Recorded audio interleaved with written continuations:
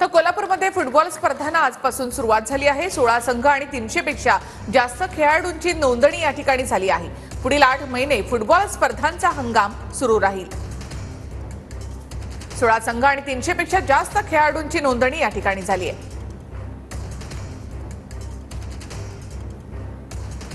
पंढरी अशी ओळख असलेल्या कोल्हापूरमध्ये फुटबॉल देखील गेल्या काही वर्षापासून चांगलाच रुजतोय आणि त्यामुळेच कोल्हापुरात KSA अंतर्गत होणाऱ्या फुटबॉल हंगामाची उत्सुकता फुटबॉल प्रेमी त्याचबरोबर खेळाडूंना देखील असते आणि याच हंगामाची सुरुवात जी आहे ती आजपासून झालेली आहे। काही वेळापूर्वी ऑल इंडिया फुटबॉल असोसिएशनचे सदस्य मालोजीराजे छत्रपती यांच्या उपस्थितीमध्ये किक ऑफ करून या सगळ्या हंगामाची सुरुवात आहे ती झालेली आहे।